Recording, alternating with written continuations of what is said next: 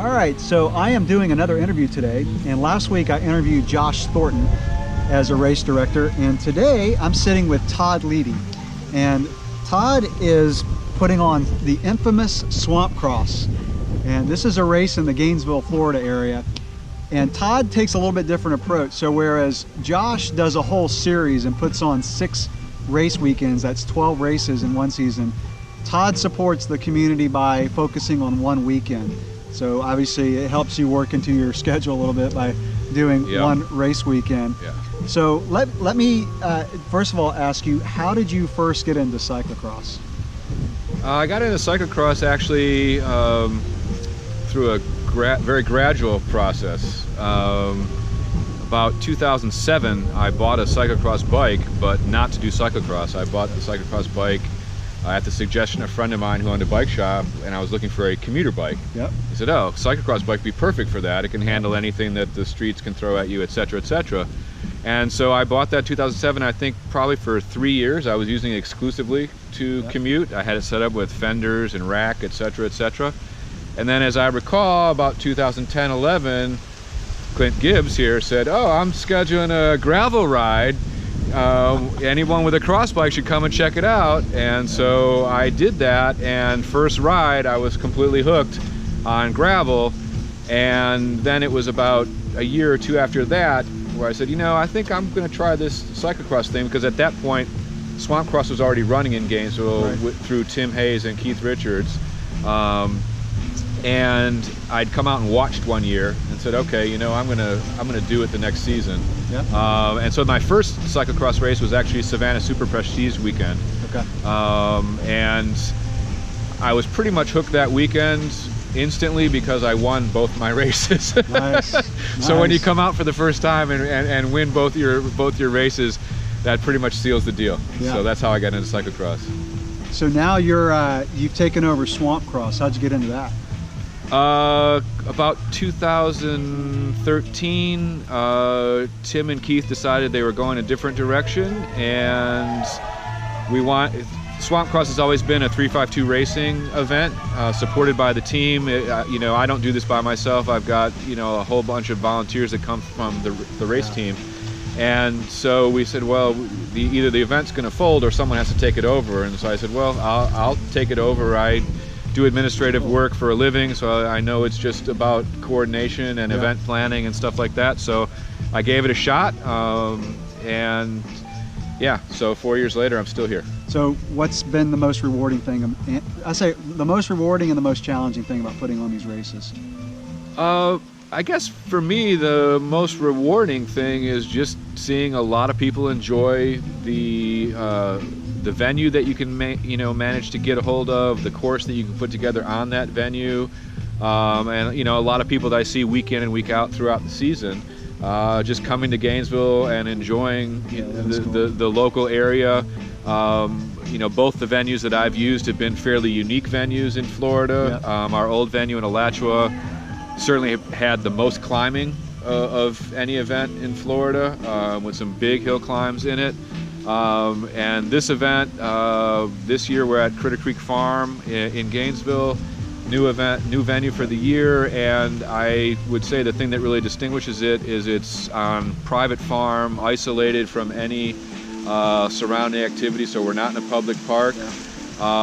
And we have probably the most sections of single track type area in the course of anything I've seen in Florida this year. Yeah, and I haven't even gotten a chance to ride the course yet. I watched the video, so I'm really stoked. There's some really cool sections on the trail from the course. Yeah. So this is what I love about cyclocross, is you can take a venue like this and turn it into a race course. You don't need to section off, you know, 20 miles of road or get permission for a mountain bike trail. So whereas typically a cyclocross race course is in a park, but now we've got it on some guy's farm who's opened up, and it's cool. I mean, this is what I love about cyclocross. And you're outdoors. I mean, you got an old tobacco barn behind us, so really cool that we could get a venue like this for a cyclocross race. So I'm stoked. I'm stoked to do the race. And it's, you know, it's not single track per se, in the sense that it is wide enough for cyclocross racing, but if it was unstaked and untaped and you were riding it on a mountain bike, you'd say, oh, I'm riding single track. Right. So yeah, it's pretty wide open, not real technical type of trail riding. Yeah. Awesome.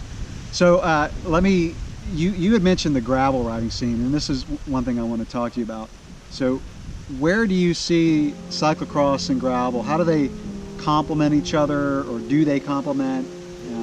What are your viewpoints on that? I think they do complement each other because I think a lot of people will get into gravel first, right, if they're coming from the roadside, because it feels the same to them. Right. You're still riding on roads, they're just not paved. Right. And if that prompts them to buy a cross bike or a gravel bike that could be used for cross, then at some point, some of them will try cross. Right. And most of them, when they try it, they will start doing it. Yeah. I know there's a few friends I have that say, I don't like to dismount, and so they're not into cross, but there is a lot of crossover. So I do feel that they're very complementary to one another, and certainly gravel was the entry point to cross for me. Yeah. I don't know whether I would have gone out and said, I'm going to make an investment to try a new bike sport that I haven't ever tried. Right. But because I had the bike and then transitioned to gravel and then got more confident riding that bike through at least semi-technical kinds of areas. We got a lot of sand here in North Florida on our gravel roads. They're more sand than gravel at times. So what would you say to someone, either maybe coming from the mountain bike side, the gravel, or the road side, who's thinking about cyclocross, maybe a little bit intimidated? How would you convince them to just come out and do a race? Well, at least the scene here in Florida is it's fairly small compared to New England or Midwest or the Midwest in terms of field sizes, and so you go through half a season and almost everyone that turns out regularly to race, and that way it's much more of a tight community. And everyone supports each other. Of course, there's good-natured heckling and those kind of things, but everyone knows each other. Everyone supports each other, and so it's a kind of a big family, and that feels really good. Yeah. And so, I think that is very welcoming to new riders. Yeah, and that's what I talked about with Josh last week, and what I mentioned in one of my videos is the scene, the vibe at a cross race is unlike any cycling event I've ever been to. There's so much camaraderie. It's a pretty, like you said, a tight-knit group here in Florida, and I think I just encourage anybody who is thinking about a race, just come out, try it, and see what it's all about, see why people get hooked on it. So yes, and there's a wide, even in Florida, there's a wide variety of courses. Right. And definitely. There's courses that are a little bit more favorable to someone with a lower skill set and a bigger motor, and then there's other courses that you really got to have your skill set dialed in. You always got to have, the motor always helps, but there's some courses that if you don't have that skill set dialed in, they're a little bit more punishing, but generally speaking, everyone can ride these courses. It's just a matter of how fast they can ride these courses. So it's a personal challenge. I think that's the way I would look at it, is how well can I know when I've ridden well, regardless of where my placement is in that field. Yeah. And that was what makes me feel good in terms of the end of the day. Yeah, and that's a good point, that every cyclocross course you do is different. In road, it's it's a road, it's a paved road. Some may have more hills, but every cyclocross course has a unique feature or something that's unique. So that's a really good point. I think road is more strategic. Decisions are more important in road, and the skill set that you bring is more important in cross. Yeah, I can see that. Well, Todd, thanks for your time. I really appreciate what you do for the cycling community. I love doing it. Putting on this race, so it's really awesome. So I'm going to go get dressed and do a lap on the course and see how it goes. All right, I look forward to cheering you on. All right, man. Take care. Thanks a lot.